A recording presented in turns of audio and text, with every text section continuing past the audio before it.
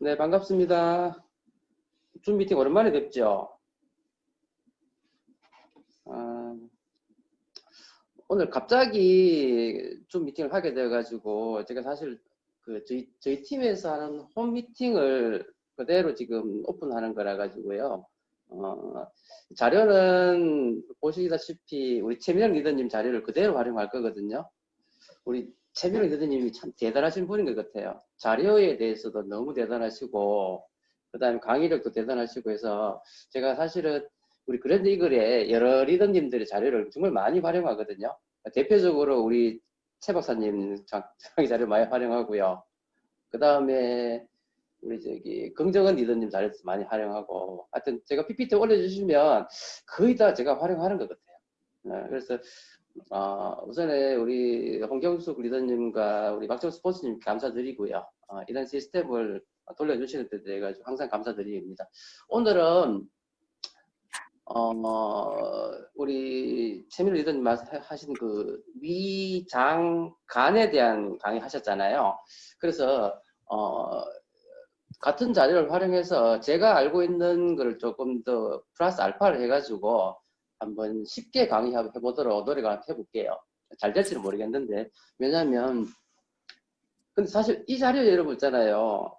혹시 여러분 중학교 때 생물 공부하셨죠? 그죠? 고등학교 때도 생물 공부하셨죠?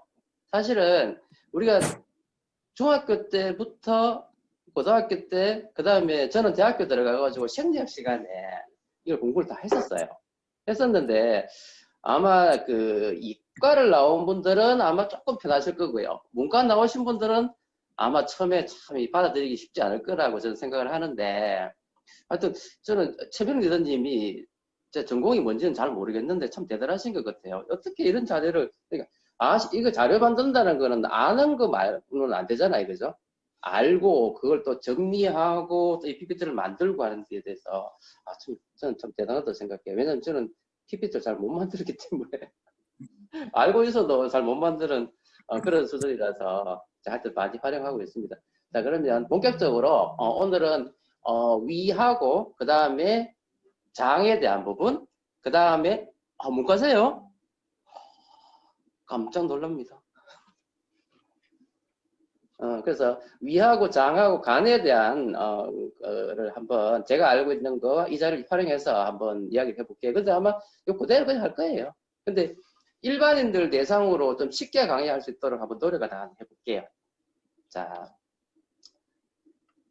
여러분 이거 뭔지 다 아시죠? 이거 보면은 입이 있고요. 그 다음에 요 식도 있고요. 그 다음에 여기에 보면 위가 있어요. 그 다음에 여기 12지장. 그 다음에 내려오면은 이제 소장 부분이 있고, 그 다음에 대장 부분이 있고, 항문이 있잖아요. 그래서 우리 최 박사도 항상 이야기하시지만은 우리의 위장관은 입에서부터 항문까지는 우리 몸의 바깥이다. 그래서 탈이 잘 날 수 있기 때문에 여기에는 여러 가지의 면역 물질들이 많다. 이거 알고 계시잖아요, 그죠? 그래서 보시면 우리가 이렇게 밥을 먹으면은요, 먼저 입에 들어가잖아요. 근데 입에 보면은 이제 이거를 어쨌든 밖에서 들어오는 물질을 소화시키는 1차적인 작용으로 뭐가 나오냐면 침이 나와요. 그럼 침이 어디서 나오는지 아세요? 여기 보면은 뭐 혀밑샘, 뭐 설하선, 그다음 귀밑샘, 이하선, 그다음 턱밑샘, 악하선이 돼 있는데 선이라는 거는 뭐냐면 글랜드라 그래가지고 어떤 물질 그러니까 점액을 분비하는 걸 가지고 선이라 그래요. 영어로는 글랜드라 그러고요. 그래서 이거 보면 이제 혀 밑에도 있고요. 귀 밑에도 있고요. 턱 밑에도 있어요. 그래서 여기서 충분한 양의 점액인 침이 분비됨으로 해가지고 해서 어떻게 된다고요? 여기서 먼저 1차적으로 아밀라제 하는 거 아시죠? 아밀라제라는 게 분비되면서 1차적으로 탄수화물이 분해가 되면서 이게 넘어가는 거예요. 그리고 그 다음에 뭐냐면 식도가 있어요. 그 다음에 위가 있어요. 그래서 이제 보시면 입에서부터 대장까지가 하나의 관인데 왜 그러면 우리가 입에서 바람을 훅 부르는데 왜 바람이 안 통과하느냐 하면 군데군데 뭐가 있어요? 관략근이라는 게 있죠. 그죠? 그래서 보면은 위하고 10도에도 관략근이 있고, 그 다음에 위와 12지장에도 관략근이 있고, 그러니까 군데군데 전부 다 관략근이 있고, 항문에도 관략근이 있고, 뭐 이런 식으로 이런 부분이 있기 때문에 이게 바로 통과하지 않는다는 거죠. 그래서 이 부분에 대해서 뒤에 조금 더 설명을 드릴 거고요. 그리고 옆에 보시면은 뭐가 있느냐 하면은 간이 있잖아요. 간. 그래서 간은 정말로 많은 여러 가지 기능을 한다는 거 뒤에 다시 한번 설명드릴 거고, 그 다음에 그 간 밑에 보면 뭐가 있느냐면은 쓸개, 담낭이라고 있어요. 그죠? 담낭. 그래서 담낭이라는 게 있기 때문에 요거에 대해서 좀 설명드릴 거고요. 우선 요거 한번 보시고, 지난번에 우리 최 박사님도 설명 다 했기 때문에 복습이다 이렇게 생각하시고 한번 들어주셨으면 좋겠어요. 자, 그런데 여러분, 우리 몸에는요, 우리의 그 호메오스테시스라 그래가지고 우리 항상성이라고 있잖아요. 그죠? 우리 몸을 유지시켜주기 위해서는 이런 자율신경이라는 게 있어요. 그래서 자율신경에는 크게 교감신경이라는 게 있고, 그 다음에 부교감신경이라는 게 있는데, 쉽게 말해서 교감신경은요, 어떤 상황에서 나타나느냐면 스트레스 상황. 그럼 예를 들어가지고, 그 강도가 나를 지금 잡으려고 칼을 빼들고 달려들고 있어요. 이런 상황에서 바로 반응하는 것이 바로 뭐냐면 교감신경이에요. 그리고 부교감신경은 이 교감신경의 정반대 상태다 이렇게 생각하시면 되는데, 자, 그러면 강도 달려 들어와요. 그러면 어떻게 되죠? 강도가 오는 걸 보고 놀래가지고 눈이 띄어지죠. 그래서 동공이 먼저 확장이 되는 거예요. 자, 그러면 그 다음에는요. 자, 담배가 강도가 막 달려오는데 여러분 입에서 침이 분비가 질질질 흐르면 되겠어요? 안 되겠어요? 안 되겠죠? 그래서 침이 바짝바짝 말라요. 그 다음에 심장은 어떻게 돼야 될 것 같아요? 막 뛰어야 되겠죠? 심장 박동 숫자가 막 늘어나는 거예요. 자, 그리고 소화기관 어떨 것 같아요? 지금 도망가기 바쁘고 그냥 심장 뛰는데 바쁜데 소화기관에서 막 소화액이 분비되고 뭐 이러면 안 되겠죠? 그래서 심장 분비가 안 되는 것과 동시에 소화관의 운동이 안 되고 소화액 분비가 안 되는 거예요. 그리고 마찬가지로 대장 운동이 안 되고, 그 다음에 소장 운동도 안 되고, 그리고 마찬가지로 방광도 마찬가지겠죠? 만약에 여러분 강도가 달려오는데 소변 보고 싶으면 큰일 나잖아요. 그래서 방광이 어떻게 돼요? 못 보게 확장해버려요. 이런 상태. 이런 상태가 바로 뭐냐면 교감신경이 항진되는 상태다. 즉 어떤 상태? 스트레스 상황이라는 거죠.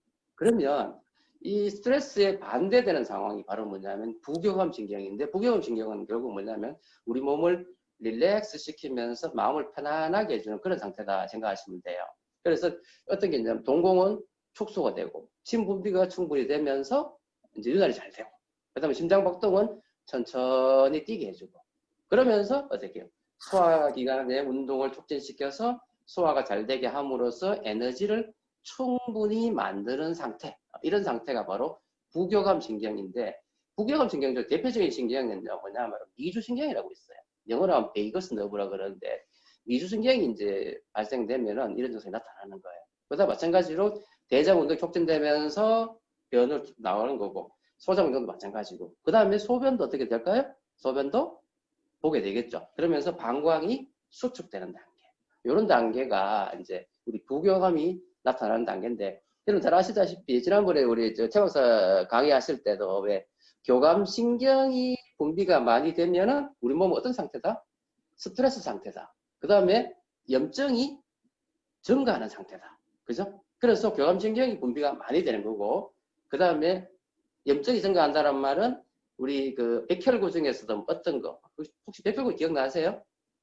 과립구, 그 다음에 림프구 들어보셨죠? 그래서 교감신경이 많으면 염증하고 동반되는 과립구가 많고요. 중성구, 과립구. 그 다음에 부교감신경이 증가할 때는요, 림프구가 증가해요. 림프가 증가한다. 이렇게 이해하시면 좋겠어요. 이해되시죠? 자, 그 다음에 그러면 입에서부터 입은 아까 했지만 충분한 양의 뭐가 나오는 거다? 침이 나오는 거다. 그래서 굳이 하나 팁을 드리면 침 분비를 많이 해주게 하려면은 점액 분비를 많이 하는 거죠. 그러면 점액은 뭐와 관련되어 있습니까?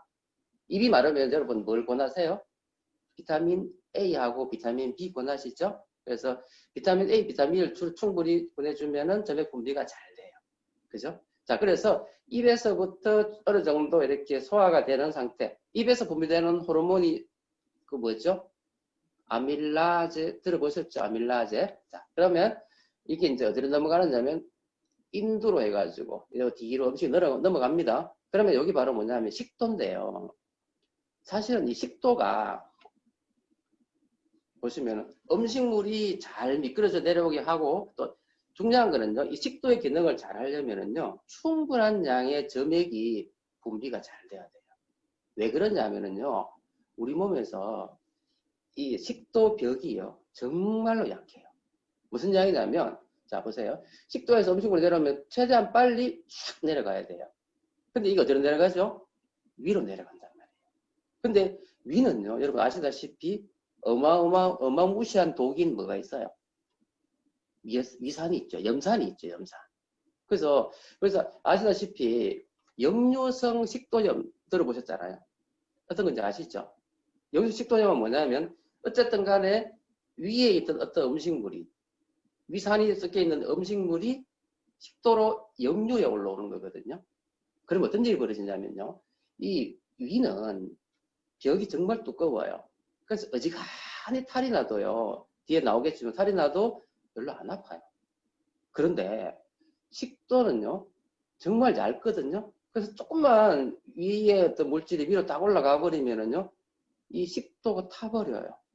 그러면서 영어로 뭐라 그러냐면 막 불타는 듯한 그런 염증이 등 증상이 나타나는 거예요. 막 버닝 센세이션이라고 그래가지고 식도 이제 앞쪽 여기가요. 막 타는 듯한 느낌이 들면서 막 열이 확 나는 그런 느낌이 드는 그런 증상. 또 그것 때문에 역류했기 때문에 밤에 자는데 막 숨이 막 차. 그래서 사람들이 그렇게 생각하냐. 이거 혹시 폐렴 아니냐? 아니 심장질환 아니냐? 이렇게 이야기하는데 사실은 이건 뭐냐면 역류성 식도염이에요. 즉 위에 있는 물질이 위로 올라와 가지고 식도의 점막을 그죠? 손상시키면서 나타나는 증상입니다. 그래서 이걸 가지고 역류성 식도염이라고 이야기를 해요. 그런데 역류성 식도염이 금방 제가 원인이 뭐라 그랬어요? 위에서 올라오는 위산이라 그러잖아요. 그죠? 위산. 그래서 우리가 보통 이렇게 생각해요. 역류성 식도염도 마찬가지, 위염도 마찬가지. 모든 것의 원인은 뭐다고 이야기를 해버리냐면 뭐라고 이야기를 하죠? 위산이 문제다. 그래서 위산이 많아서 나타나는 증상이 역류성 식도염이다. 이렇게 사람들은 오해를 해요. 근데 우리 이제 최 박사님도 말씀하셨듯이 이거는 아시다시피 역류성 식도염은 식도의 문제가 아니라 위의 문제인데요. 위산이 나중에 적어놓으셨지만 역류성 식도염 자체는요.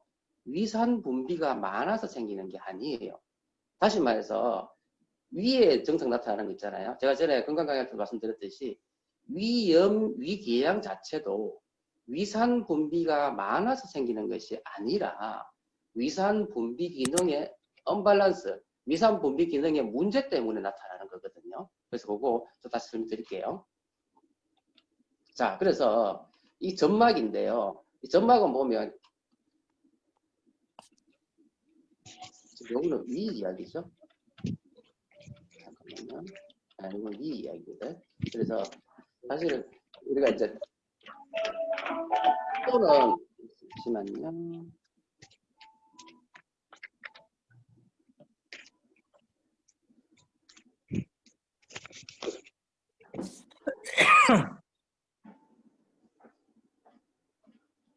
갑자기 분석을.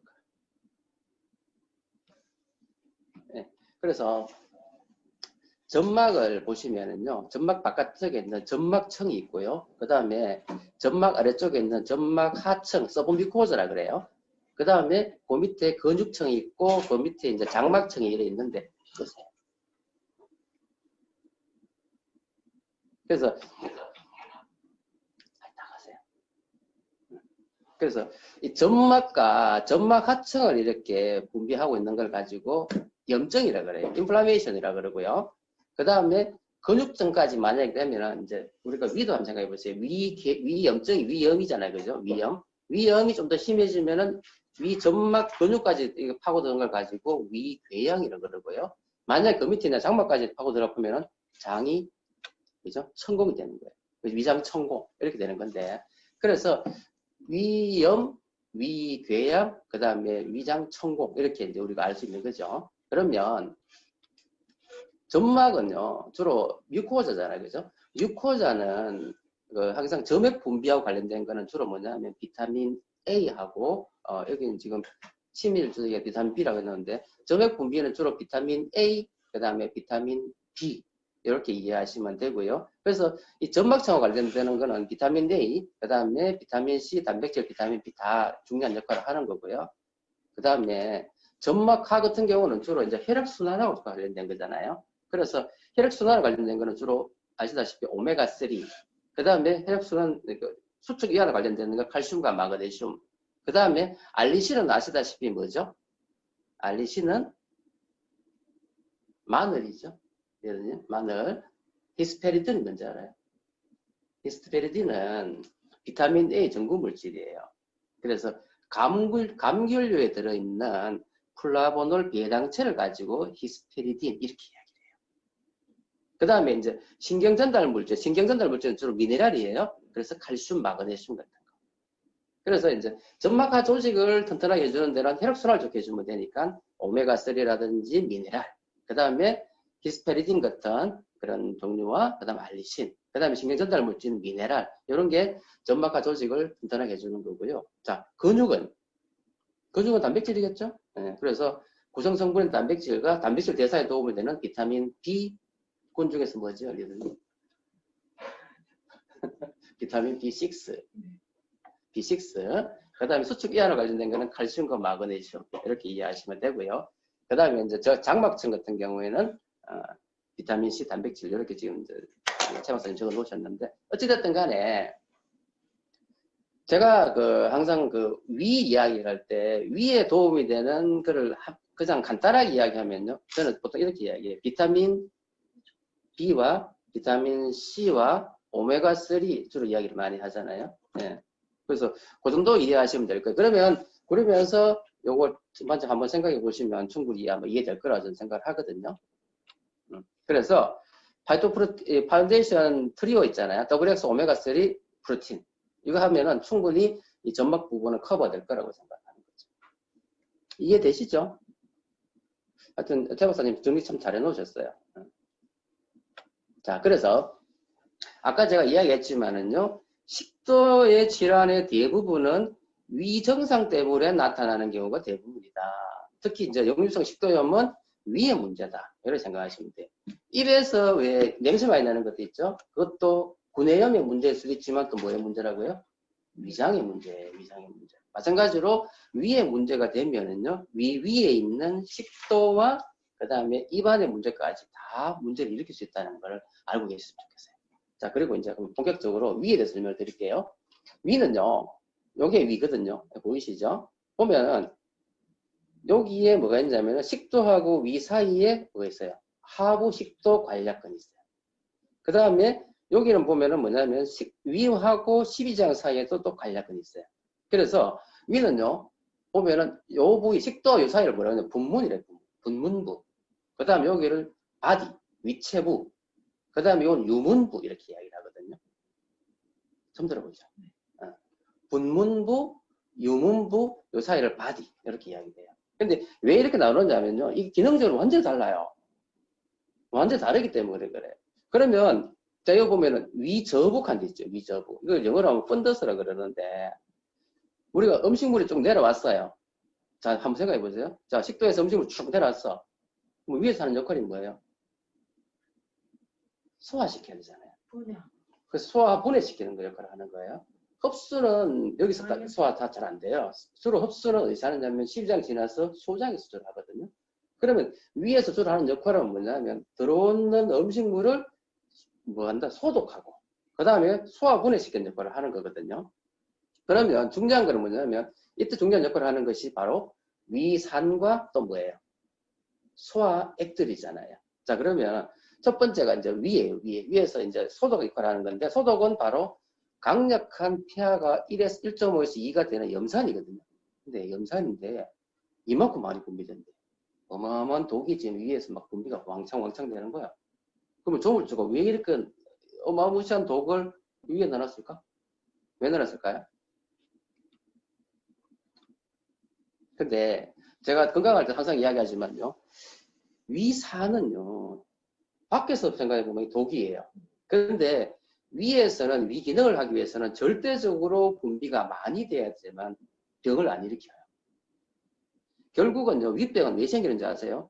위산 분비가 많이 돼서 생기는 것이 절대 아니에요. 윗병은 뭐 때문에 생기는 거냐면요. 위산 분비가 안 돼서. 위산이 강하잖아요. 강산으로 해가지고 벽이 쓰리고 아픈 게 아니에요. 아니, 그렇게 생각하시면 안 되고요. 위산 분비가 충분히 잘 돼야지만 위 기능이 잘 되고요. 위의 기능은 뭐냐면 안에 섞이면서 그다음 잘게 부서진 다음에 어느 정도 소화된 다음에 이걸 빨리 어디로? 십이장으로 내려보내야 돼요. 근데 위산 분비가 안 되면요. 위에서 머무르는 시간이 엄청나게 늘어나요. 산이 머무르는 시간. 위 속에서 소화 안 되는 그게 그러니까 안 된 상태에서 위에 계속 머무르면 어떤 일이 벌어질까요? 그래서 이게 어디다 머무르냐면 체부하고 이 위저부에 머무르 버려요. 그럼 독소가 생기는 거네요. 그러면서 여기서 여러 가지 문제를 일으킨단 말이에요. 그래가지고 여기 있던 물질들이 이 관략이 약해지면서 위로 올라가 버리는 거지. 그러면 이게 바로 뭐예요? 역류성 식도염이 되는 거예요. 결론은 뭐냐면요. 위산 분비가 많아서 위의 질환이나 십이장 질환이 십이장이란다. 식도 질환이 생기는 것이 아니라 위산 분비가 점점 줄어들면서 나타나는 증상들이다. 그래서 나이가 들어서 점점 위산 영조가 많아진다. 그래서 이렇게 적어 놓으셨잖아요. 위산 분비가 적다. 자, 그러면 이게 밑에 보면은요. 겔포스니, 뭐 넥시움이 있는데 이게 뭐냐면은 이게 제산제거든요. 제산제. 예, 제산제 보시면 우리가 대표적인 제산제에 보면 여러분 뭐 겔포스 들어보셨죠? 네. 그다음에 뭐 미란타 들어보셨죠? 네. 요게 겔포스에는요. 뭐가 많이 들었냐면 알루미늄이 많이 들어있어요. 알루미늄. 그리고 미란타는 마그네슘, 마그네슘, 미란타 들어보셨죠? 그죠? 그래서 알루미늄, 마그네슘이 주로 들어가 있는데 이 성분을 통해 가지고 산을 어떻게 재산시키는 거예요. 그래서 알루미늄이 많이 들어있는 거는요. 이게 부작용이 뭐가 생겼냐면 변비가 생겨요. 마그네슘 많은 거는요. 설사를 일으킵니다. 그러니까 장기간 이걸 계속 복용하게 되면은요. 겔포스 같은 경우는 변비 유발시키고요. 미란타 같은 경우는 뭐야? 설사를 유발하는데 이거보다 더 무서운 게 뭐냐면요. 간이 안 좋다. 나빠지죠. 그래서 알루미늄이 많은 걸 많이 먹으면 여러분 아시다시피 알루미늄은요. 많이 섭취하게 되면 어떻게 되죠? 뇌에 축적이 되면서 뭘 일으킨다? 알츠하이머. 치매를 유발하는 거야. 그래서 여러분 있잖아요. 제산제 있잖아요. 겔포스나 이런 미란타 이런 거는 절대적으로 임시방편을 잠깐 먹어야 되지. 계속 먹으면은요. 이게 문제를 심각하게 일으켜요. 그래서 습관적으로 드시면 절대 안 됩니다. 그리고 이런 문제가 있기 때문에 이게 변비 생기고 설사 생기고 또 뭐 알츠하이머를 유발한다고 해서 그 다음에 나오는 게 뭐냐면 바로 이거예요. PPI 그래가지고 PPI.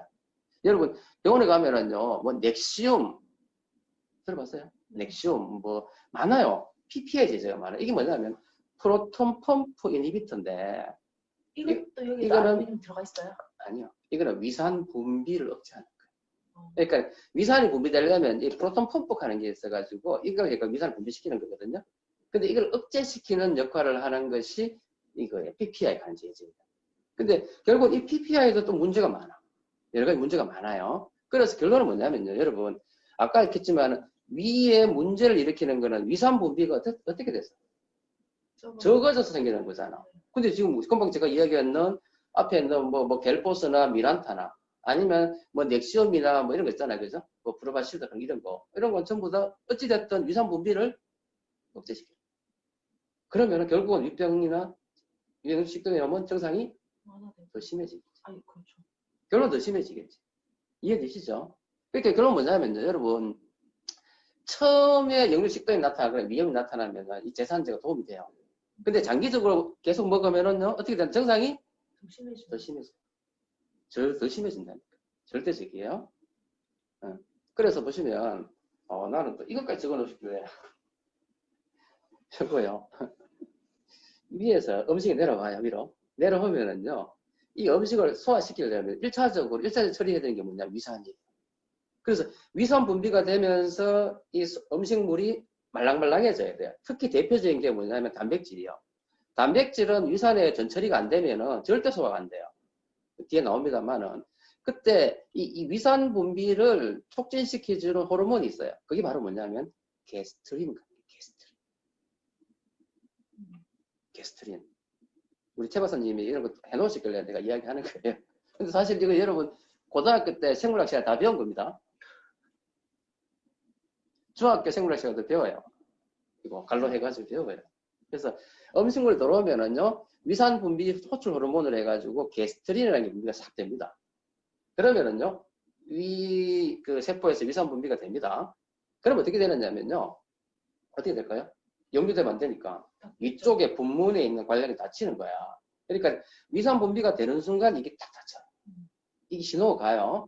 그러면서 돌아오는 물질이 어떻게 해요? 소화되는 거예요.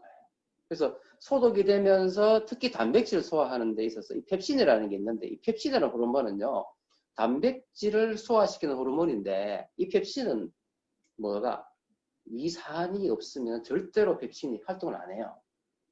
이게 펩시노겐이라는 게 있는데 호르몬이 있거든요. 펩시노겐이 펩신으로 돼야지만 이게 소화가 되는 거예요. 자, 그래서 역류식도염이 뭐냐면요. 점식이 돌아와요.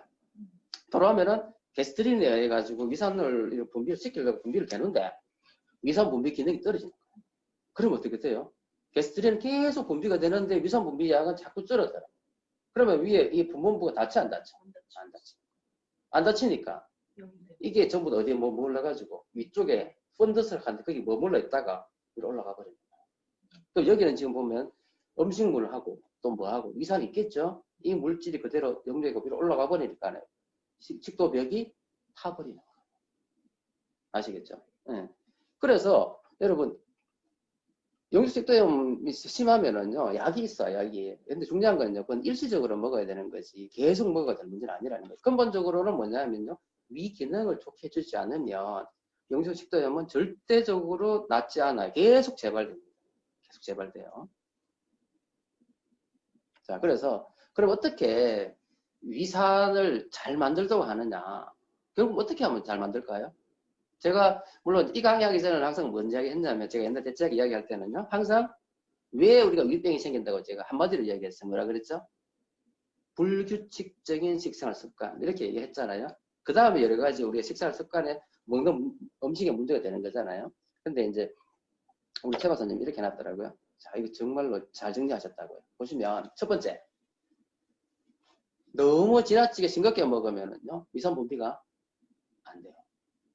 그래서 여러분 아시다시피 정제 소금하고 그 다음에 천일염은 다른 거 아시죠? 정제염은 뭐예요? 가공 있는 소금. 가공해가지고 뭐 만들어낸다는 거다. 나트륨과 NaCl이 들어있는 게 정제염이에요. 그거 외에는 없어요. 천일염은 그 속에 뭐가 들어있어요? NaCl 말고도 다른 칼슘, 마그네슘 여러 가지 미네랄이 충분히 들어가 있는 게 천일염이에요. 그래서 천일염을 충분히 먹으면요 염산이 잘 만들어져요. 첫 번째. 그래서 여러분 아시다시피 정제염은 혈압을 높입니다. 천일염은 혈압을 떨어뜨립니다. 여러분 아시죠? 예. 자, 두 번째 위산 분비를 촉진시키기 위해서는요. 자, 뭐가 필요하다? 위산도 일종의 점액에서 나오는 거잖아요. 그래서 비타민 B군, 그 다음에 미네랄, 칼슘, 마그네슘, 아연 같은 이런 미네랄을 충분히 먹어주면 위산 분비가 잘 되는 거예요. 그래서 비타민 B군과 비타민 같은 플러스잖아요. 그죠? 비타민 A에서 되겠고. 그래서 이건 다 더불어서 들어있는 거잖아요. 자, 그 다음에 이게 중요해요. 원래 우리 몸에는요, 효소도 있어요. 효소도 있는데, 자, 그러면 요거 조금 해볼게요. 자, 탄수화물을 분해하는 효소 어떤 게 있어요? 아시는 거. 입에서, 침에서 나오는 아밀라제 있죠. 그 다음에 어디서 또 주로 또 분비가 되느냐, 위에서 일부 분비가 되시면은요, 주로 어디서 분비되냐면 췌장에서 분비돼요.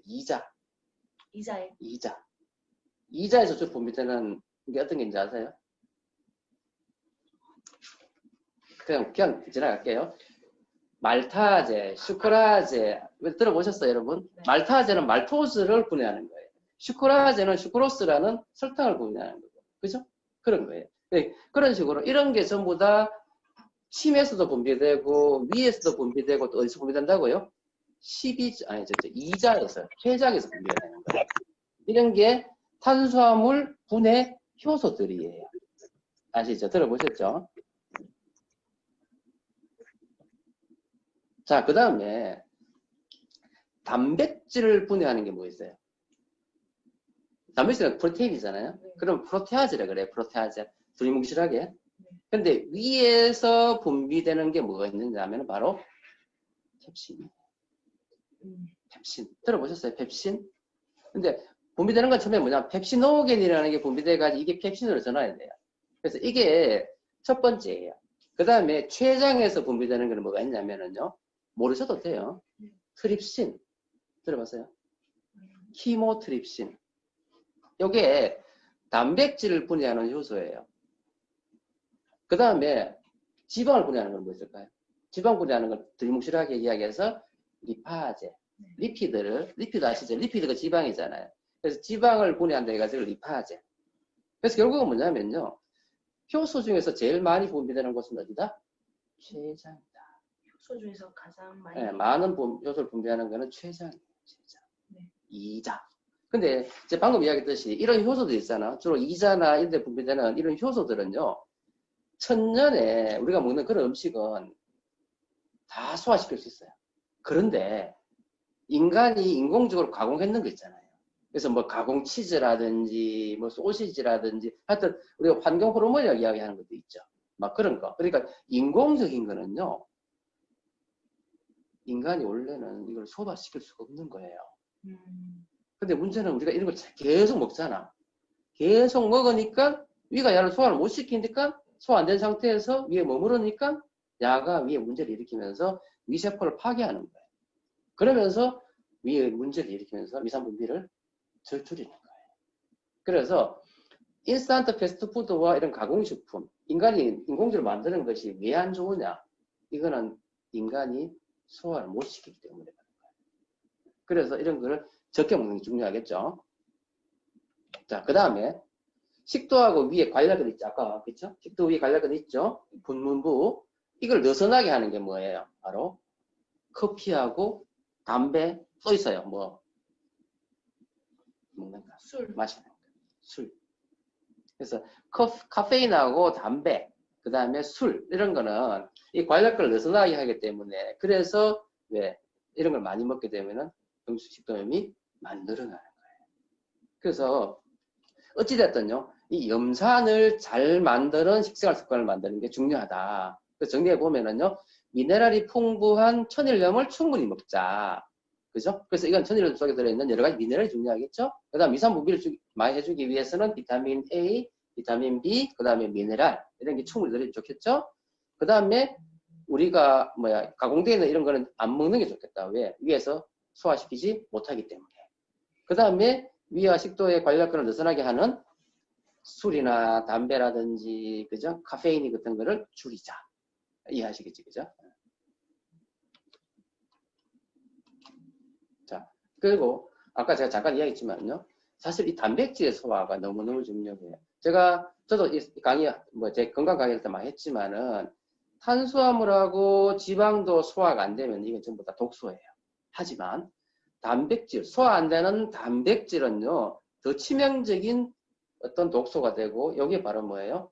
면역 반응의 교란을 일으키면서 여러 가지 질환들이 일으킨다고 제가 말씀드렸었어요. 그랬는데, 이 단백질을 소화하는 데 있어서는 중요한 게 바로 뭐냐면, 펩시노겐이라는 호르몬이 아까 제가 이야기했어요. 효소가 펩신이라는 이런 효소로 바뀌어야 돼요. 근데 이 바뀌는 역할을 하는 게 바로 뭐란 말이에요? 염산이죠. 그러니까 염산은요, 음식물도 좀 해주시면은요, 이런 효소를 활성화시키는 데서 절대적으로 필요한 것이 바로 뭐예요? 바로 염산이라는 거죠. 아시겠죠? 그래서 특히 단백질은요, 염산이 없으면 절대로 소화가 안 돼요. 이런 이유 때문에. 그래서 펩신에 의해 가지고 이게 소화가 돼야 되기 때문에 위산이 필요하다는 거예요. 그러면 궁금한 거 네네. 좀 전에 음식이 들어왔고 거기서 위산 분비가 되면 그러니까 관략근이 다치게 되면서 소독도 하지만 위에서 단백질 소화가 이루어진다 했었어요. 맞잖아요. 네네네. 그러면은 위산이라고 하는 이 염산으로 인해 가지고 펩시노겐이 펩신을 생성하게 되는 거예요. 그렇죠, 그렇죠. 아, 그렇게 되는 거예요. 예. 그래서 펩시노겐이라는 게 이제 이게 분비가 되면 이게 염산에 의해 가지고 펩신으로 전환이 되고 이것 때문에 단백질이 분해되기 시작하는 거예요. 근데 펩신의 기능이 떨어지게 되면 어떻게 된다? 독소가 생기겠죠. 네. 이 활성화되는 펩신이 안 나오니까. 그래서 여러 가지 단백질에 분해 안 되는 것처럼 내려가다 보니까 이게 전부 다 독인 거예요. 특히 단백질 독은 어떻게 된다고요? 이게 왜 우리 몸에 있는 면역이 야를 나쁜 놈 취급해버리면서 면역 체계에 교란이 오게 되고 그것 때문에 1차적으로 알러지가 생기고 2차적으로 자가면역 질환들이 생긴단 말이에요. 그죠? 그래서 결국은 뭐냐면 자가면역 질환이 안 생기게 하려면은요, 이 염산의 농도를 올려주는 게 필요하다는 거죠. 이런 개념으로 이해한다면 이해되시죠? 그리고 또 이 위산은요, 비타민하고 미네랄을요, 특히 미네랄이라는 거는요, 그죠? 이 절대로 이게 분자량이 커가지고 흡수가 안 돼요. 이게 흡수되려면은 이게 이온화돼야 돼요. 미네랄이 이온화되려면은 뭐가 필요하다? 위산이 필요해요. 무슨 말인지 아시겠죠? 그래서 이런 칼슘이나 철분 같은 거를 흡수시키려면은요, 물론 철분 흡수하는 데는 뭐가 필요해요? 비타민 C도 필요해요. 아시다시피, 그죠? 근데 칼슘이나 철분이 흡수되려면 야들이 염산에 의해 가지고 이온화돼야지만 흡수가 돼요. 그러면은 염산이 부족하게 되면은 칼슘 흡수가 안 되니까 뭐가 생긴다? 골다공증이 생긴다. 그리고 특히 비타민 B12, 코발라민을 그런데요. 비타민 B12가 흡수가 잘 안 되면은요, 뭐가 생기느냐 하면은, 뭐가 생긴다? 빈혈이 생겨요. 비타민 B12도 빈혈을 만들거든요. 빈혈을 만드는 건 철분도 있고, 비타민 9번 엽산하고 비타민 B12, 코발라민, 비타민 B6, 6번, 9번, 12번 비타민 B가 뭐를 만든다고요? 빈혈을 만들어요. 근데 이 비타민 B12가 흡수 안 되는 경우에는 위산 분비가 안 되면은 흡수가 안 돼요. 그래서 특히 있잖아요. 위를 이렇게 절제하고 위염이나 위궤양이나 아니면 위암 때문에 위를 절제하잖아요. 그럼 어떤 게 생기느냐면은 철분 흡수가 안 돼가지고 빈혈이 생기고요. 또 칼슘 흡수가 안 돼가지고 골다공증이 생기고 비타민 B12가 흡수가 안 돼가지고 뭐가 생긴다고? 빈혈이 생겨요. 사실 요거는요, 저희 내과 공부할 때 대표적인 그거예요. 시험 자주 나오는 거예요. 그래서 그 위암 때문에 위를 절제했어요. 어떤 질환들이 생길 수 있을까요? 이런 거. 이해되시죠? 예. 그래서 요 이야기는 안 나오고요. 요게 나오긴 나와요. 단백질이 잘 흡수 안 된다는 이야기 나오고. 근데 요 이야기는 많이 나와요. 그래서 우리 내과 공부할 때도 아주 중요한 것 중에 하나예요. 그래서 위산 분비가 안 되면은요, 칼슘이 흡수가 안 돼가지고 골다공증이 생긴다. 그 다음에 철분이 흡수가 안 되고 비타민 B12가 흡수가 안 돼가지고 뭐가 생긴다고요? 빈혈이 생긴다. 이 이야기는 안 합니다. 그러니까 단백질이 분해가 잘 안 된다. 이건 나와요. 하지만 이것 때문에 자가면역질이 생긴다. 이런 식으로 이야기 안 합니다. 이건 우리가 이야기하는 거예요. 이따 하면 안 되죠. 내가 매일 이야기하는 건데. 너무 흥분했다. 자, 이렇게 이제 위 기능이 중요하고요. 자, 위에서 이제 분비되는 게 이렇게 지나가면 어디로 가냐면 그 다음 단계가 바로 12지장이에요. 12지장은요, 샘창자라고 적어 놓으셨죠? 12지장. 그러니까 아시다시피 12지의 길이를 가지고 있는 게 12지장인데요. 이 12지장을 지나고 나면은 비어있는 공장, 그 다음에 회장, 도는 회장 이렇게 돼 있거든요. 그래서 뭐 우리말로 하면 샘창자, 빈창자, 돌창자. 저는 이건 너무 어려워요. 못 외우겠더라고요. 어쨌든 저는 12지장 아직도 공장, 회장 이게 편한데 여기 소장인데 이 소장이 전체 장의 길이에서 9m 중에서 7m가 이게 소장이에요. 그래서 결국은 뭐냐면 이 소장이 왜 이렇게 길까? 소장에서 영양분을 충분히 흡수해야 되기 때문에 긴 거예요. 근데 이제 희한하게 저 공장이란 저 부분은 비어 있어요. 왜? 엄청 빨리 확 지나가죠. 그래서 비어 있고, 그래서 이해하시면 돼요. 근데 변비가 있는 사람들은 그 소장에도 찌꺼기가 남아있을 수 있나요? 그래서 이제 사실 소장에는 찌꺼기가 남아있다보다 소장은 아직 찌꺼기가 아니죠. 찌꺼기는 대장에 있는 거. 아, 그러면 네. 질문 나중에 지금 쭉 강의하는 거니까. 자, 그래서 자, 여기 보시면 샘창자랑 12장 있죠. 사실은 우리가 항상 이야기할 때 이 위하고요. 12장은 질환이 거의 같이 동반된 경우가 많아요. 여러분 아시다시피 위궤양 다음으로 많은 게 뭐 있습니까? 12지장, 궤양 들어보셨죠? 무슨 이야기냐면 여러분 아까 식도에 연결되는 걸 식도의 역류성 식도염이라 그러잖아요. 마찬가지 개념으로요. 위하고 연결되어 있는 12지장도 12지장 영은 없습니다, 여러분. 12지장 궤양이에요. 천국이 더 잘 돼요, 위보다. 왜? 위는요, 위 사학에 의해서 조물주가 아주 두껍게 만들어놨어요. 참 두껍게 만들어놨는데 12지장은 그냥 소장의 첫 번째 부분이라서 좀 약해요. 그리고 여기는요, 만약에 이 위의 산이 바로 들어가 버리면요, 이 위산 이쪽이 12지장 문제를 많이 일으키거든요. 그래서 여기 또 보면요, 2장, 췌장에서 여러 가지 당이라든지 단백질이라든지 지방을 분해하는 효소들도 어마어마하게 많이 나오거든요. 2자에서 나오는 대표적인 호르몬 또 뭐 있어요? 효소 말고 호르몬. 인슐린. 그죠? 그래서 이런 여러 가지가 분비 직접 되는 곳이 바로 뭐냐면 이 12장이에요. 그리고 위에 간 뒤에 보면 쓸개 있죠. 이 쓸개에서부터 또 나오는 쓸개즙. 그죠? 이 쓸개즙은 지방을 콜레스테롤을 이렇게 흡수하는 거잖아요. 그래서 이런 여러 가지가 동시에 나오는 것이 바로 12지장이다. 아시겠죠? 자, 그리고 이제 공장을 지나서 회장이 되면 여기서 본격적인 소화 및 흡수가 막 일어나는 곳이 바로 이 회장이네요. 회장.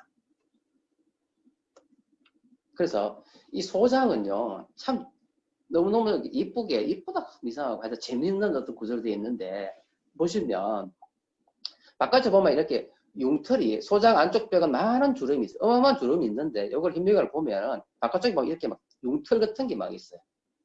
융털이 있고 그리고 이걸 또 잘라서 보면은요 안쪽에 보면 어떻게 되어 있냐면 이거 보시면 빨간색이 있고 파란색이 있죠. 이 12장 모세혈관이에요. 모세혈관. 그래서 빨간 쪽은 동맥, 파란 쪽은 정맥 이렇게 이해하시면 돼요. 그리고 노란색 있죠. 가운데는 여기 바로 뭐냐면 암주관이에요. 암주관. 암주관인데 암주관 말하면 처음 들어보셨죠. 그래서 왜 모세혈관은 잘 아시는데 그래서 이거는 혈관이잖아요. 혈관하고 또 뭐가 있냐면 밑에 노란색 있잖아요. 이게 림프관. 림프. 그래서 임파선 한 들어보셨죠. 그래서 임파선하고 암주관인데 여기 보시면 뒤쪽에 노란색은 림프관이에요. 그리고 빨간색은 동맥, 파란색은 정맥. 밑에 보시면, 그죠?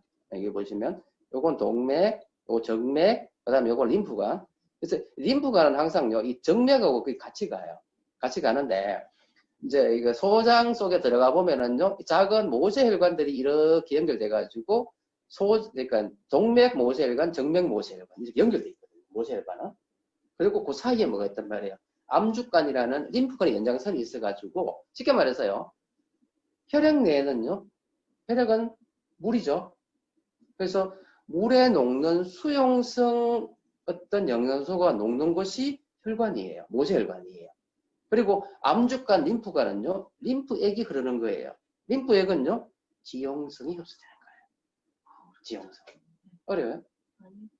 쉽잖아. 비타민 같은 경우 비타민 중에서도 수용성 비타민은 지용성 비타민은 뭐예요? A, D, E, K. 아덱, A, D, E, K. 수용성 비타민은 B, C. 비타민. 그렇게 없어도 그래서 지방에 녹는 지용성 영양소는 림프관, 암주관을 통해서 흡수돼가지고 림프관을 통해서 족하고요. 그 다음에 물에 녹는 수용성 영양소들은, 그래서 보면은 포도당, 아미노산, 무기염료, 비타민 있죠? B, C. 이거는 어디로? 모세혈관 통해서 타고 가는 거예요. 아시겠어요? 자, 이렇게 타고 어디로 갈까요? 타고 어디로 갈까요? 자, 소장에서 음식물이 영양소가 흡수됐어요. 흡수돼가지고 모세혈관을 타고 가고 림프관을 타고 가요. 어디로 갈까요? 그 다음에 뇌로? 아니지. 간으로 가지. 간으로. 이게 간으로 가요. 그러니까 여러분 제가 항상 이야기하지만 그 장은요. 네. 장은 혈관하고 혈액하고 바로 연결돼 있어요. 네. 그 연결되는 혈액이 그러면 영양소를 가지고 어디로 먼저 가느냐면 간으로 가요. 간으로 간 다음에 그 다음에 심장을 가면서 우리 몸을 확 타고 도는 거예요. 근데 대부분 혈액이 어디로 가죠? 뇌로 간다. 그래서 뭐하고 이거 장과 혈액과 간과 뇌는 연결돼요. 일직선. 그래서 이런 기전이에요. 그래서 음식물이 소장에 섭수돼 가지고 아까 했지만은 물에 녹는 수용성은 혈관을 타고 가고 그 다음에 지방에 녹는 지용성은 뭐 암족관과 림프관을 타고 가고 이렇게 돼요. 이해되셔요? 네.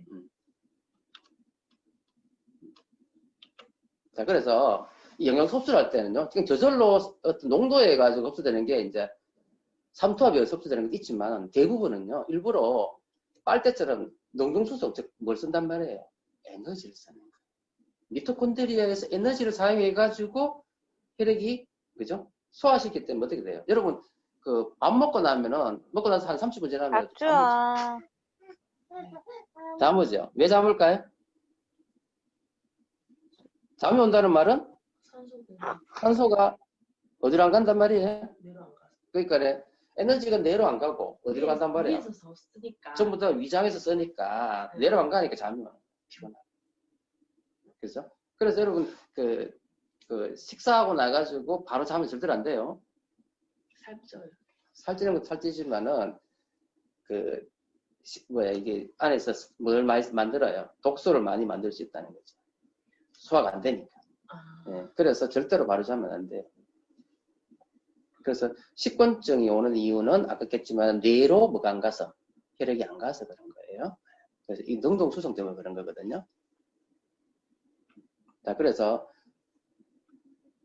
요거는 이제 장내, 장은 보면 소장과 대장 이야기인데 맨 바깥쪽에 보면은 뭐예요? 유산균층이 있죠. 유산균층. 네. 그죠? 그 다음에 안에는 점막층이 있고 밑에는 이제 면역세포층이 있는데 그래서 유산균하고 직접 연결되는 거는 뭐라고 보냐면 유산균과 식이섬유죠. 맞죠? 그 다음 그 밑에는 점막하고 관련된 거는 비타민 A, 비타민 B, 비타민 C, 단백질. 그 다음 면역세포와 관련된 거는 비타민 D, 그 다음에 면역 미네랄, 아연, 뭐, 그 다음에 뭐, 망간 이런 거 많이 있어요. 그죠? 뭐 이런 거 이제 생각하시면 될 거예요. 그래서, 뭐, 장누수 증후군은 뭐 잘 아시겠지만은, 이런 소화 안 된 어떤 그런 단백질, 아니면은 외부에 들어온 여러 가지 나쁜 어떤 물질들이 들어오면은 장벽이 어떻게 돼요? 이게 파괴되면서 나쁜 물질이 그대로 들어가 버리는 그런 상태. 그걸 가지고 리퀴가 신드롬 해가지고 장누수 증후군이라고 이야기하잖아요. 이 장누수 증후군 때문에 결국은요, 우리 몸의 면역 체계가 망가지면서 여러 가지 뭐가 생긴다고요? 자가 면역 질환과 동반된 여러 가지 증상들을 일으키는 거죠. 아시죠, 그죠? 자, 그래서 그 다음에 이제 설사 이야기를 지금 해놓으셨는데 설사에는 자 그러면 제가 한번 여쭤볼게요. 설사는 뭘까요? 일단 변이 묽어서 나오게 되는.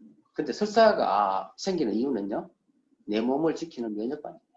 아, 네, 맞아요. 맞죠? 설사에는 크게 두 가지가 있어요. 두 가지가 있는데 삼투성 설사가 있고 그 다음에 감염성 설사가 있어요. 분비성 설사가 있는데 이 뭐냐면 삼투성 설사는 뭐냐면 소화가 못 시키는 거예요. 소화 안 되는 놈이 소장으로 들어가 버렸어. 그럼 어떻게 돼요? 빼내야 되니까. 이걸 안에 고농도의 물질이 들어가 있으니까 이것 때문에 삼투 형상해가지고 물을 장으로 빼내는 거죠. 그러면서 설사 일어나는 걸 가지고 삼투성 설사라고 그래요. 주로 어떤 사람 나타나냐면 소화 잘 안 되는 사람, 소화 흡수장애 있는 사람들. 그리고 우유 같은 거 왜 옛날에 우리 한국인들 우유 먹고 나면 설사하는 사람 있죠. 네. 그거 왜 그래요? 우유를 소화시키는 무슨 효소, 그죠? 락타제라는 효소가 없어요. 우리나라 사람들이. 요즘은 많이 적어요. 옛날에는 우유를 못 먹어봤잖아. 그러니까 락타제가 없어가지고 우유만 먹으면 바로 설사해버려요. 유당불내증 하는 말로 이야기하잖아요. 그리고 뭐 이런 경우는요. 그럼 어떻게 하면 되죠? 안 먹으면 돼. 그러니까 삼투성 설사를 하고 있는데 먹으면 계속 설사. 그래서 설사할 때 신호 1번은 뭐다? 금식이에요. 그래서 이제 하여튼 소화 분해가 잘 안 되면서 나타나는 설사를 삼투성 설사라고 그러고요. 두 번째는 뭐냐면요. 감염성 설사예요. 그러니까 분비성 설사는 이건 뭐냐면 지금 장에 나쁜 균이, 나쁜 무슨 바이러스가 감염 때문에 그 균이 있는 거예요. 그러면 우리 몸에서 내 몸을 살리려고 이런 걸 빨리 빼내려고 하는 게 바로 시크릿리 다이어리예요. 그래서 이거는 그냥 물처럼 착착 쏴요. 대표적인 문제 아세요? 콜레라. 옛날 들어봤죠? 콜레라, 장티푸스 들어보셨죠? 그죠? 이질이 콜레라죠. 이제 없어지죠. 뭐. 이질은 이콜라이가. 어쨌든 요즘은 잘 없지만 있어야지. 근데 이제 이런 감염성 설사의 특징은 뭐냐면요. 착착 쏴요. 그리고 열이 나고, 감염이니까. 염증이 막 일어나는 거니까. 그래서 이런 어떤, 그러니까 삼투성 설사와 분비성 설사는 달라요. 개념이 아주 다른 거예요. 자, 그리고 이제 마지막으로 대장인데, 대장의 기능은 시간이 많이 지났기 때문에 자세히 못하지만 그냥 간단하게 보시면, 소장에서 남은 물질들이 이제 대장으로 들어오잖아요. 그럼 대장이 하는 역할은 뭐냐면, 이미 소장에서 영양분을 다 흡수했어요. 그러면 대장에서 하는 역할은 뭐냐면, 바로 대장으로 넘어가는 거에서 수분을 흡수하는 거예요. 그게 첫 번째 기능이고요. 두 번째는요, 비타민 B와 비타민 K를 합성하는데, 사실 사람이 비타민 B나 비타민 K 직접 합성하지는 못해요. 근데 뭐가 합성하느냐면, 이 속에 있는 유산균이 이걸 합성하는 거예요. 장내에 있는 유익균이 비타민 B군이나 비타민 K를 합성해요. 그리고 찌꺼기를 만들어가지고 변을 만들어서 결국은 장으로 이렇게 배변하도록 해주는 거고, 결국은 이 대장은요, 미생물, 전쟁터라 그러잖아요. 그래서 이 대장 속에는 몇 개의, 100조 개의 미생물들이 있잖아요. 그죠? 그래서 이걸 가지고 뭐라 그러죠? 마이크로바이옴이라 그러잖아요. 마이크로바이옴. 그래서 대부분이 이 소장 말단과 대장에 서식을 하는데, 그리고 여러분 아시다시피 이 부분을 뭐라 그러냐면 이 부분을 끝부분에 해가지고 맹장이라고, 우리 보면 요 충수라고 그러잖아요. 충수. 잠깐만요.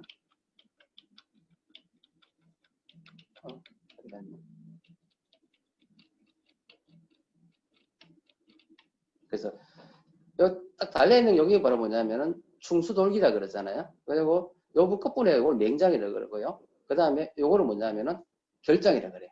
위로 올라간 상행 결장, 그 다음에 이렇게 평행 결장, 하행 결장 이렇게 되어 있는 거예요. 그래서 이 대장은요, 100조 개의 미생물이 모여 있는 전쟁터다. 그리고 이 충수는요, 미생물의 피난처다.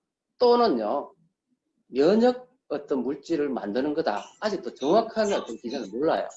모르는데, 결론은 뭐냐면, 조물주가 이런 충수를 만들었다는 이유가 있을 것이다.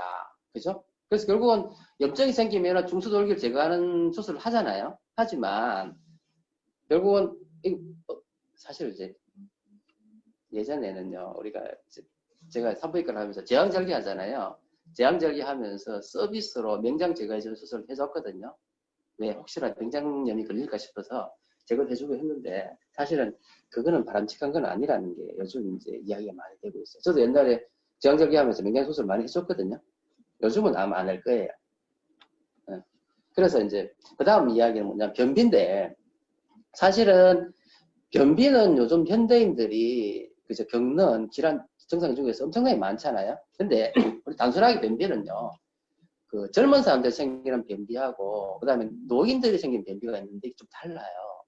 다른데 결국은 뭐냐면 젊은 사람들 생기는 변비는요, 주로 뭐 때문에 생기느냐면 먹거리예요. 그래서 불규칙적인 식사 습관이라든지 아니면은 그 인스턴트 패스트푸드 같은 거, 그죠? 그래서 이런 것 때문에 주로 어떤 식으로 오느냐면은 경련성 변비가 와요. 그래서 가스가 많이 생기면서 아주 조각난 변비 있잖아요. 그죠? 그런 변을 많이 보게 되고요. 노인들은요, 장이 노화되면서 장의 운동성이 떨어져가지고 생기는 거예요. 그래서 변을 봐도 안에 장에 변이 차가 있는 거예요. 그래서 변도 그 증상 자체가 불규칙적이에요. 그래서 이 젊은 사람이 생긴 젊은 변비하고요, 노인들 생긴 노인 변비는 개념이 완전히 달라요. 그래서 여기 보시면은 변비 유형에는 이완성 변비와 긴장성 변비가 있죠. 그래서 이완성 변비는 노인성 변비, 긴장성 변비는 젊은 사람이 생기는 변비, 이렇게 이해하시면 되는데, 그래서 젊은 사람들 변비는 왜 생겼냐면 주로 스트레스, 그리고 운동 부족, 그리고 먹거리. 그러니까 생활 습관과 식생활 습관의 개선이 안 일어나면은 이 변비는 안 생기는 거예요. 그래서 이거는 주로 경련성 변비이기 때문에 우리 보통 왜 그래서 질환은요, 스트레스를 완화시키고 릴렉스 시켜주면서 휴식적 운동을 하고요.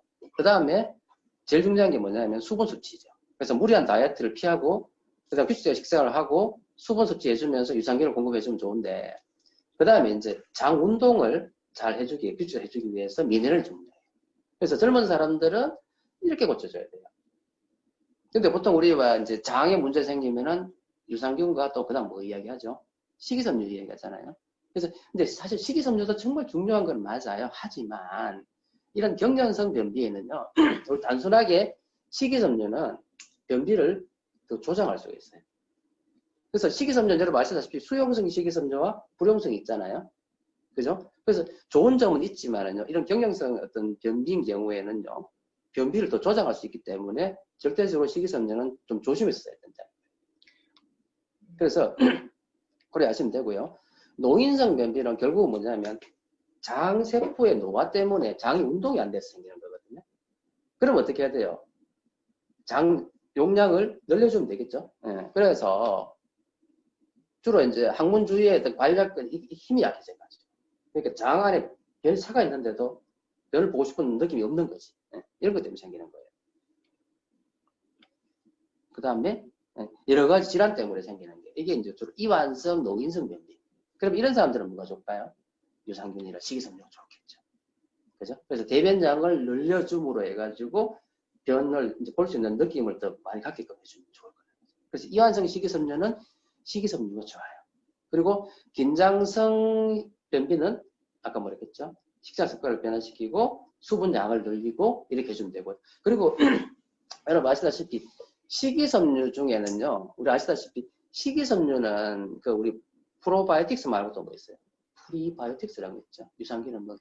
그래서 프리바이오틱스 특히 FOS라든지 이눌린 같은 게 있어요.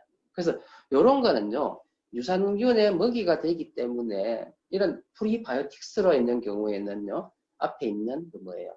긴장성 변비에도 도움은 돼요. 단순하게. 그래서 식이섬유에도 그 약간 좀 나눌 수 있잖아요. 물론 프리바이오틱스도 사실은 식이섬유예요. 사실 식이섬유거든요. 하지만 일반적으로 긴장성 변비에는 식이섬유를 너무 많이 주면 문제가 되지만 그죠? 특이적으로 이런 프리바이오틱스를 역할을 하고 있는 식이섬유는 도움될 수는 있다. 이렇게 이해하시면 좋을 것 같아요. 자, 그래서 여기 보시면 딱딱한 별은요, 어떻게 해야 되죠? 별을 잘 보게 하려면 수분이 필요하죠. 그래서 충분한 양의 수분과 수용성 식이섬유가 좋겠고, 변비량이 적어. 그러면은 불용성, 수용성, 하여튼 식이섬유를 많이 주면서 충분한 양의 물이에요. 그래서 어쨌든 간에 유산균과 충분한 양의 수분이 이 변비를 무조건 있는 경우는 무조건 해줘야 된다는 거죠. 그 다음에 이제 아까 긴장성, 그 장신경 근육세포가 이제 발생되도록 하기 위해서는 칼슘과 마그네슘을 공급했으면 좋겠어요. 이해되시죠? 자, 그 다음에 이제 마지막으로 간이에요, 간. 간. 여러분, 간이 어디 있죠? 간은 우리 몸에서 왼쪽. 오른쪽에 있어요. 여기. 왼쪽에는 심장이 있고요. 오른쪽. 아, 대각선이 있네. 오른쪽에 있어요. 커요, 이만해요. 그죠? 근데 이 간이 하는 역할은요, 화학 공장이에요. 그래서 10만 개 이상의 효소와 하는 일은요, 수백 가지 넘어요. 그래서 이 어마어마한 일을 하는 이게 간인데, 사실은요, 이 간 기능이 너무너무 많은데, 참 재밌는 사실은요, 간으로 들어가는 혈관이 2개밖에 없어요. 안 놀랍습니까? 이것 때문에요, 간은요, 망가져도 정상이 없어요. 우리 몸에서 혈관 양이 제일 많은 데가 어딘 줄 아세요? 그냥. 촘촘하게 가지고 작은 혈관이 엄청나게 많은 곳이 있어요. 두 군데 있어요. 물론 뇌도 많아요. 네. 눈이에요. 아, 그 다음에 콩팥이에요. 콩팥과 눈은 혈관 덩어리입니다. 그래서 여러분 당뇨가 생기면은 1차적으로 그죠? 당뇨 생긴 합병증이 있잖아요. 그 중에서 시력 망가지고 콩팥 망가지죠. 물론 이제 말초 모세혈관이 되면서 손발 저리기도 하지만 빨리 망가지는 게 눈하고 콩팥이에요. 여기는 모세혈관이 어마어마하게 많거든요. 근데 사실은 이 간은요, 희한하게 들어가는 거는 두 개밖에 없어요. 그래서 너무너무 신기한 게 이게 왜 그러냐면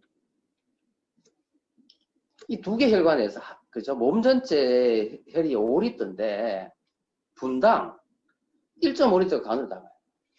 왜 그럴까? 혈액 내에 있는 림프관 내에 있는 영양소, 노폐물 이게 전부 들어간단 말이에요. 간으로 가가지고 1차적으로 걸러주는 거예요. 그래서 어마어마한 양의 혈액량이 동시 큰 혈관을 통해 쭉 가버리는 거예요.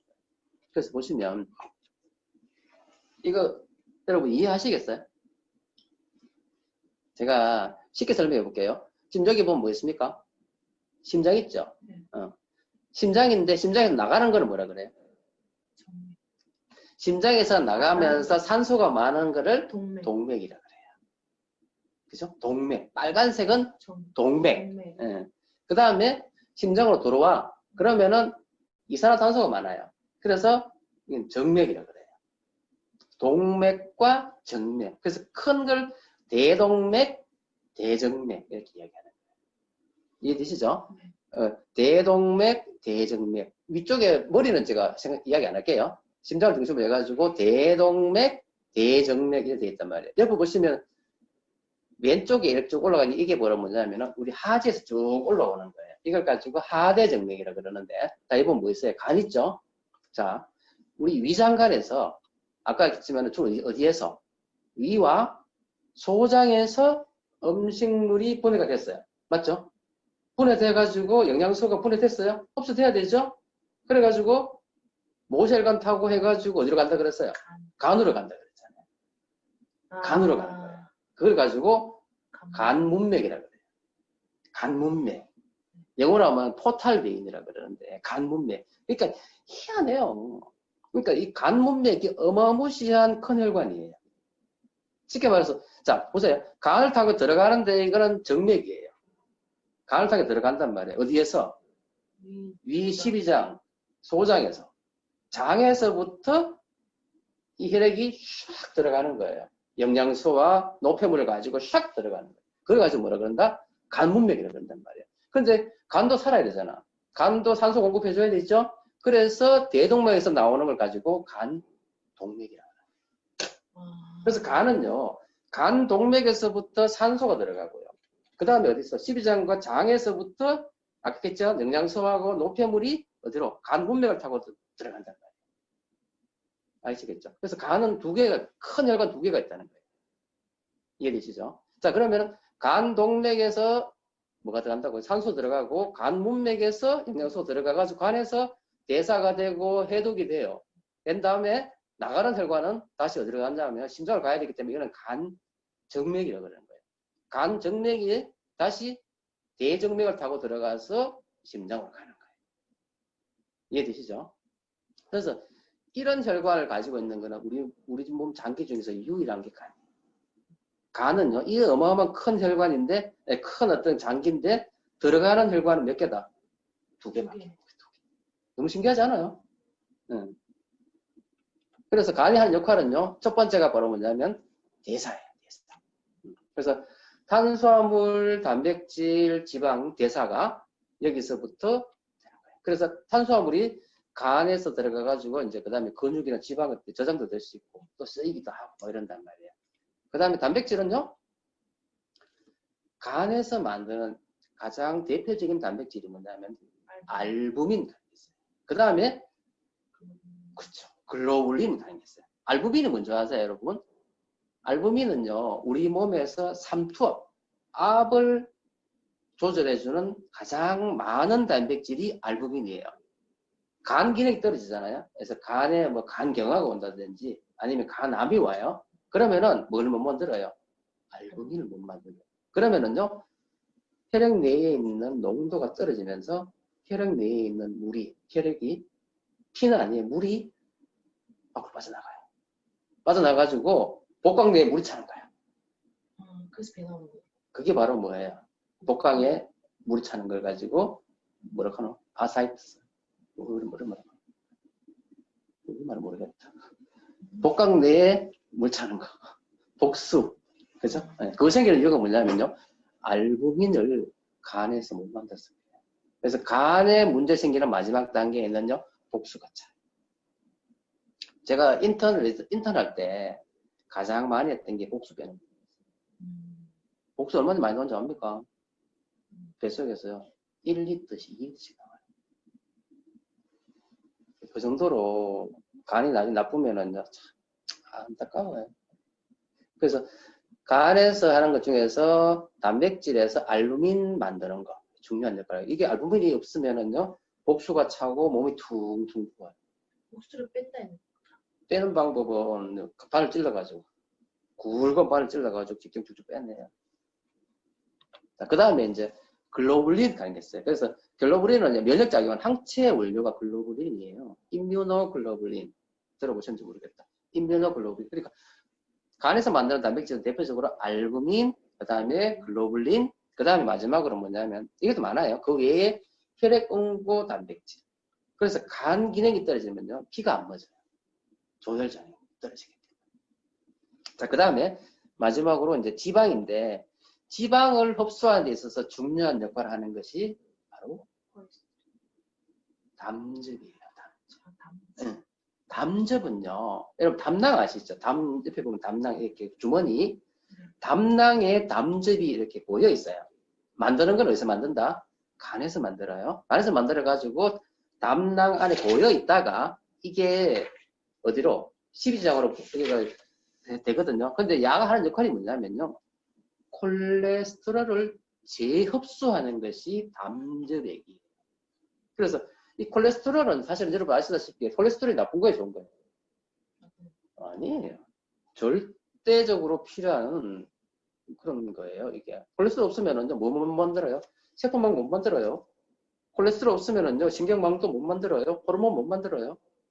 가장 기본이 되는 게 콜레스테롤이에요. 근데 이 콜레스테롤이 너무 많으면은 이게 문제를 일으키는 거죠. 그래서 우리 몸의 콜레스테롤 레벨을 조절해 주는 역할을 하는 것이 바로 뭐예요? 담즙액이에요. 오펙 없나? 그래서 이제 무슨 개념이냐면요. 자, 콜레스테롤이 부족해. 그럼 어떻게 하냐면요.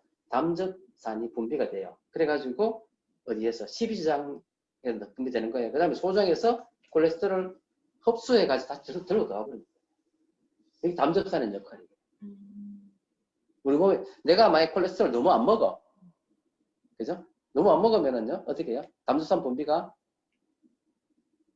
어떻게 될까요? 좀 더 이야기할게요. 하여튼 담즙산이 하는 역할은 뭐냐면 콜레스테롤을 흡수하는 역할이에요. 근데 여러분 혹시 그거 들어보셨죠? 그 식이섬유를 먹으면은 콜레스테롤 흡수를 담즙액 흡수를 저해한다. 그래서 콜레스테롤 떨어뜨린다고 얘기했죠. 그죠? 그런 개념이에요. 그러니까 식이섬유는 담즙액을 흡수 안 되게 해가지고 그대로 대장으로 배출해버려요.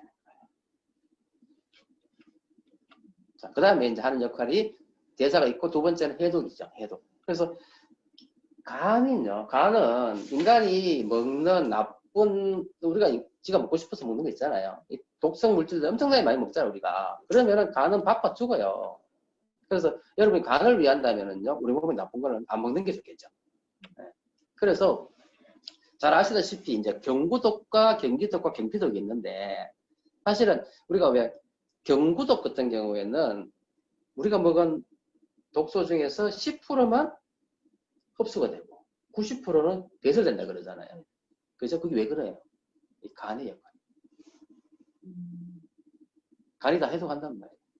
그죠? 간이 다 해서 뭐냐면 자 경구독은요 위산 그러니까 위에 있는 위산과 그 다음에 소화효소 그 다음 유산균 그 다음에 이런 장의 어떤 역할, 식이섬유의 역할, 그 다음 간에 있는 이런 코퍼셀, 이런 것 때문에 90%의 독이 다, 어쨌든 다 배설이 됩니다. 경구독은. 그래서 내 몸을 살리기 위해 가지고, 아시다시피 경구독도 이것도 뭐냐, 우리 보면 피부가 똑같은 거잖아요. 근데도 90% 나갈 수 있는 이유가 이런 위산의 어떤 기능, 그 다음 어떤 소화효소의 기능, 유산균의 기능, 그죠? 장면의 세포의 기능, 그다음 간에 있는 어떤 쿠퍼셀의 기능, 이런 것 때문에 90% 나가는 거예요.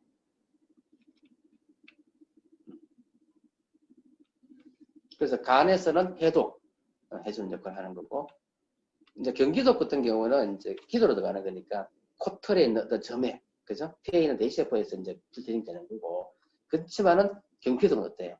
이런 게 없잖아. 그러니까 피부가 상하게 되면 들어온 독은 90%가 차곡차곡 쌓인다.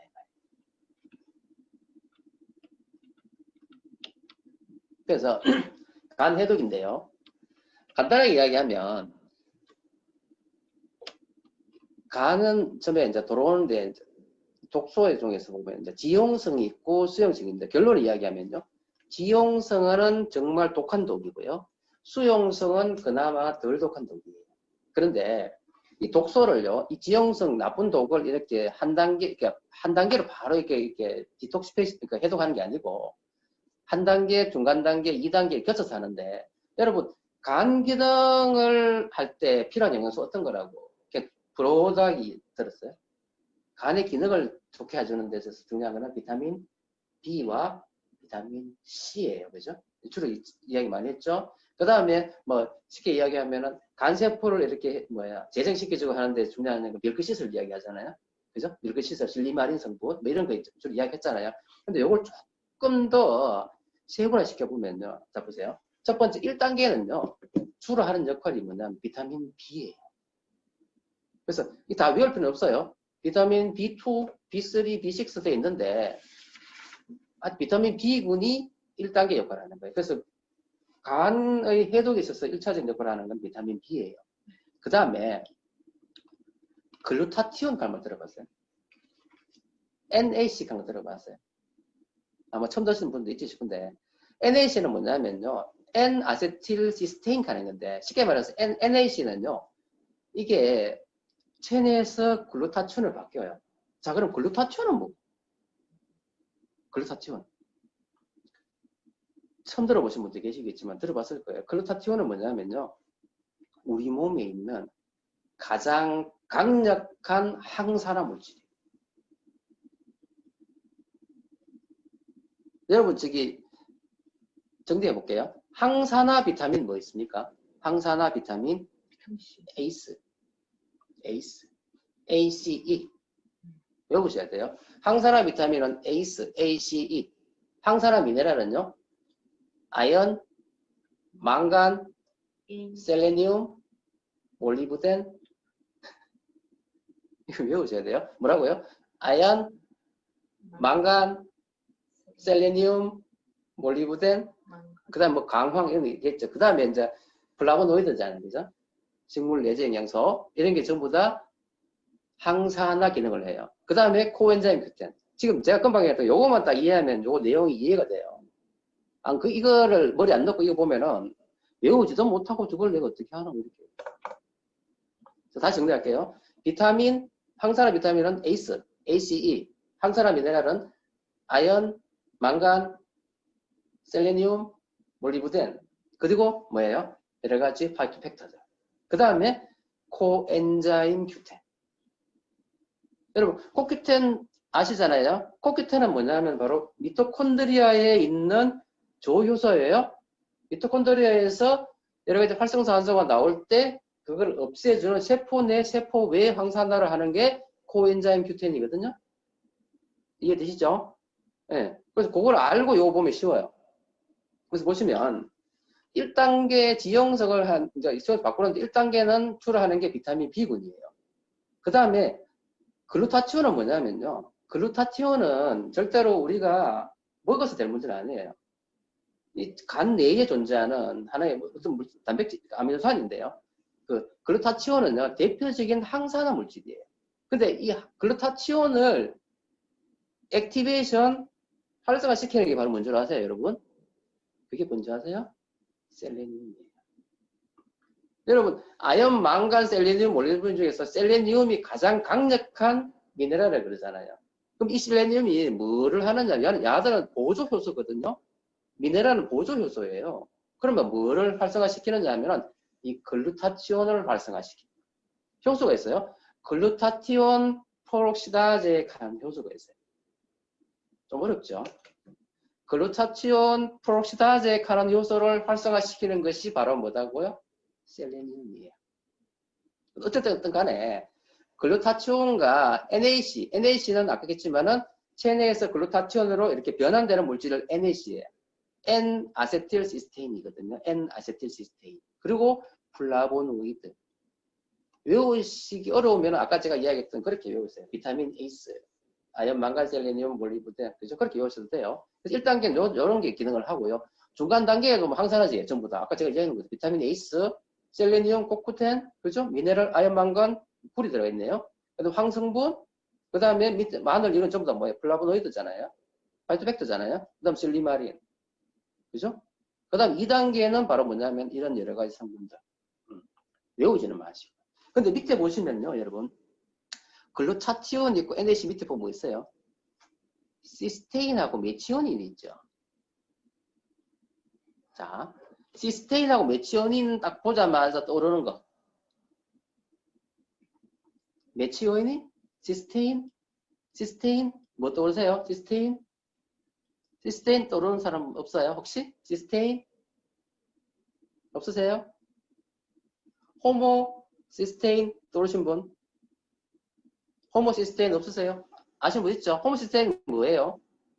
요즘 병원에 가면은요, 만성질환을, 그죠? 스타디할 때 가장 먼저 확인하는 게 호모시스테인 농도예요. 근데 이 호모시스테인을 없애주는 역할을 하는 게 바로 뭐냐면, 호모시스테인은 우리 보면서 시스테인이 호모시스테인, 메치온 이렇게 변화해요. 시스테인, 호모시스테인, 네, 시스테인이 이게 이상하게 반응되면 호모시스테인이 되고요. 호모시스테인이 이건 위험하기 때문에 빨리 메치오닌이나 시스테인을 변환시켜줘야 돼요. 그러면 호모시스테인을 내 몸에서 없애주는 역할을 하는 게 뭔지 아세요? 바로 비타민 뭐일까요? 이게 정말 중요한 건데 좀 어려워서 그렇지. 이게 비타민 B입니다. B. 비타민 B 하는 거 되게 특히 비타민 좀 자세히 이야기하면은요. 호모시스테인을 시스테인을 바꾸는 거는요. 뭐냐면 비타민 B6예요. 호모시스테인을 시스테인을 바꾸는 거는 비타민 B6예요. 6번. 호모시스테인을 뭐로? 메치오닌을 바꾸는 거는요. 비타민 9번과 12번이에요.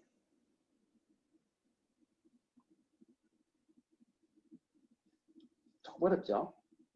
근데 알고 계셔야 돼요. 호모시스테인은 너무 중요한 부분이라 가지고 알고 계셔요. 요즘 그 소비자 중에서 호모시스테인 아는 분 많거든요.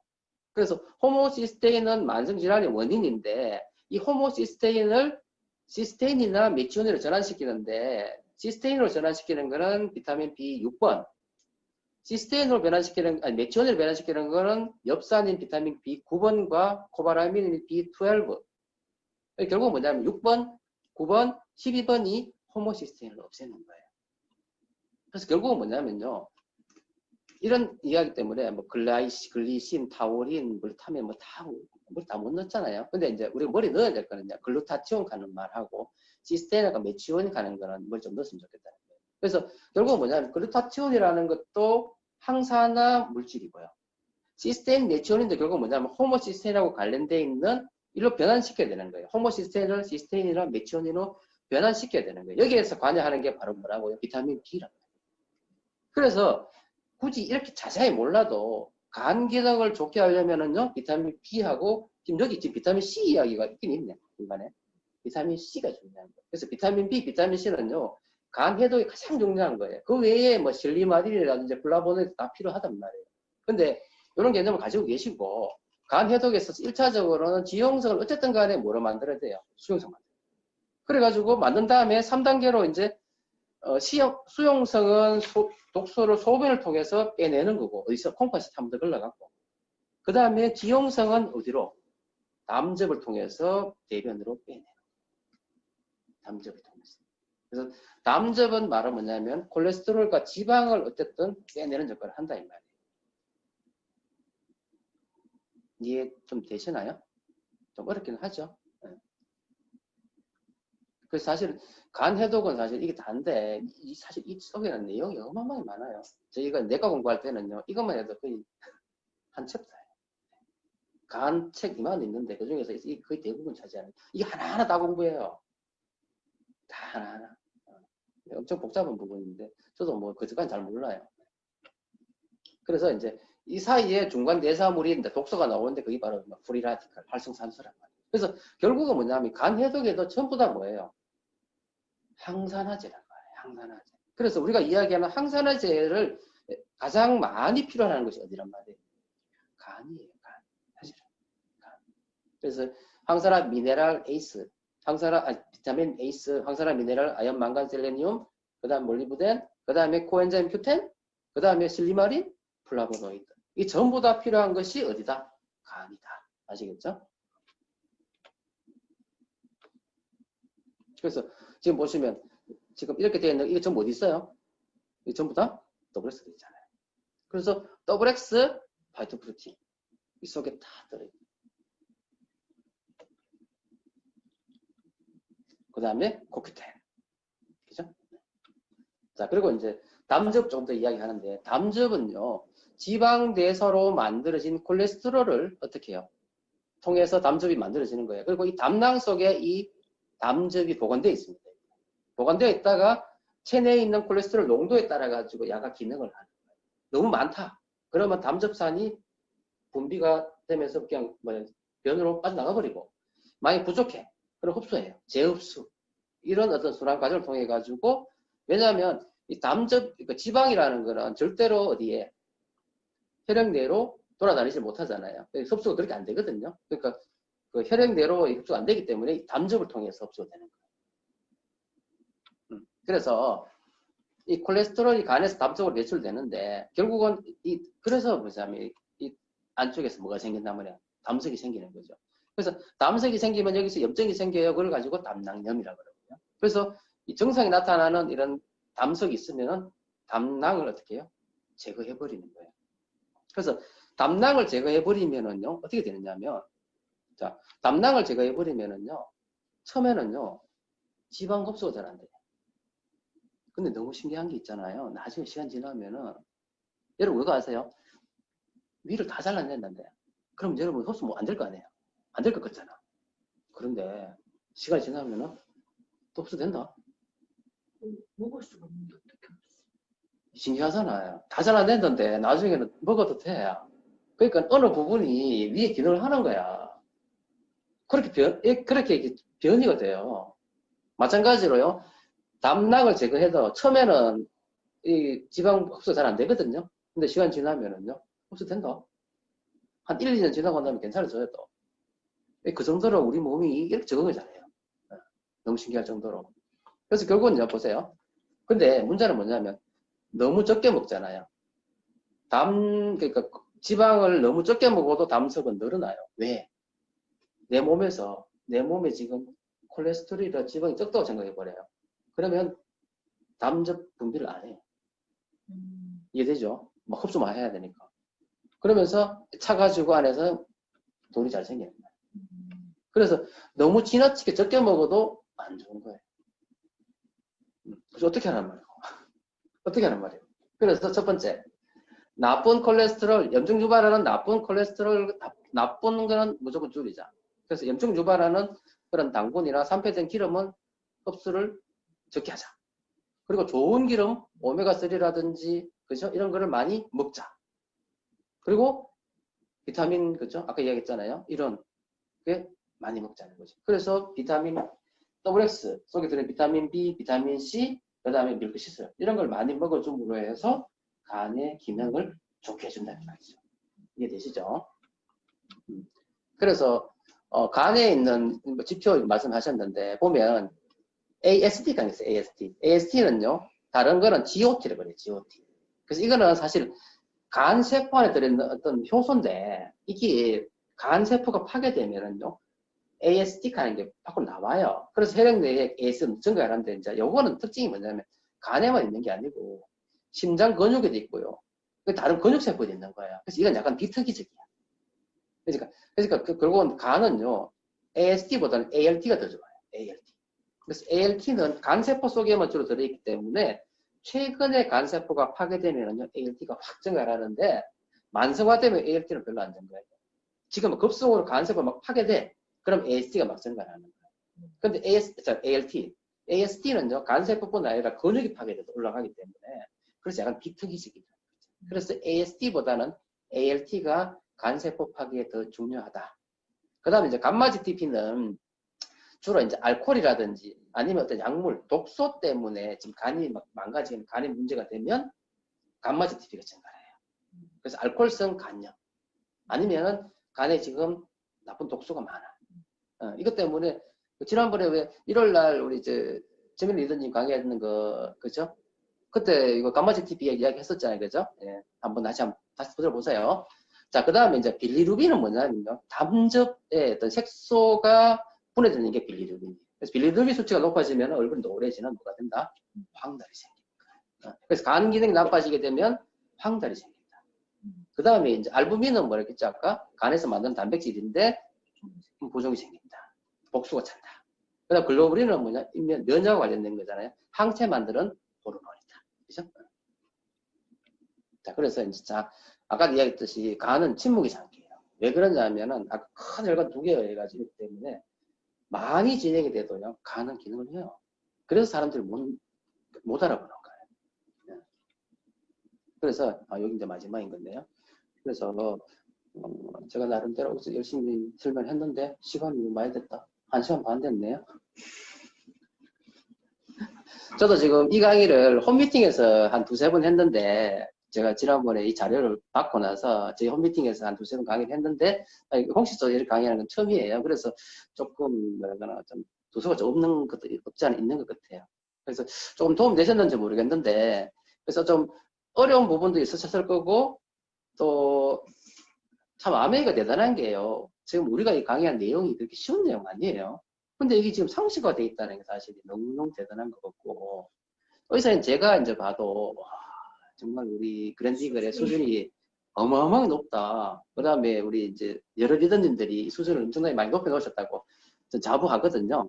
네, 그래서 또 다음에도 또 이런 강의 1시간 있으면 또 여러분한테 해드리도록 하겠습니다. 자, 오늘 수고하셨고요. 감사드립니다. 다음에 만나요.